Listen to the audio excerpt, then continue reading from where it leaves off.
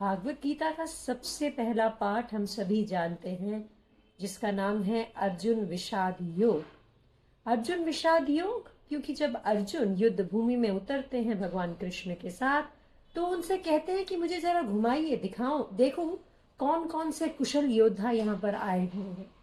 और जब वो घूमते हैं तो उन्हें एहसास होता है कि यहाँ पर तो सिर्फ मेरे अपने लोग हैं, सब के सब मेरे हैं, मैं क्या इनसे युद्ध करूंगा। अब अर्जुन को शंका हो गई, उसको विषाद हो गया, उसे ग्लानि भाव हो गया।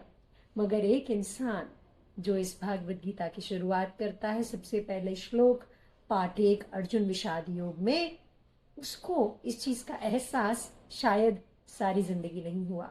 और वो थे हमारे धृतराष्ट्र, जिन्होंने अपने महत्वाकांक्षाओं को, अपने स्वार्थ बोध को इतना प्रबल कर दिया कि महाभारत हो गया, क्योंकि उनके पुत्र पांडवों को 5 गांव भी देने को तैयार नहीं थे।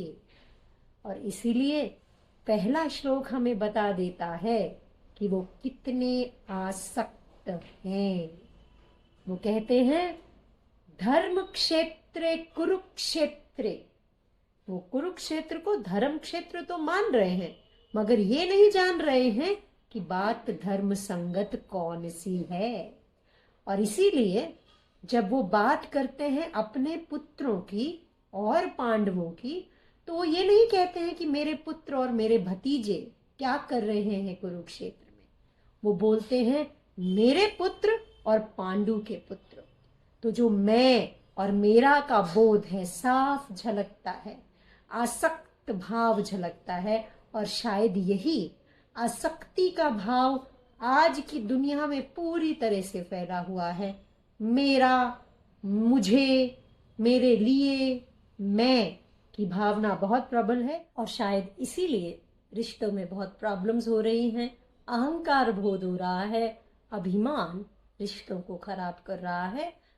और इसके बाद नाना तरह की बीमारियां और परेशानियां हर इंसान को झेलनी पड़ रही हैं, क्योंकि हमारा कर्म, जैसा कि भगवान कृष्ण बार बार कहते हैं, आसक्त होना नहीं है, मगर हम आसक्त हैं, अटैच्ड हैं, और किसी चीज का भी मेरा मेरा करते हुए थकते नहीं।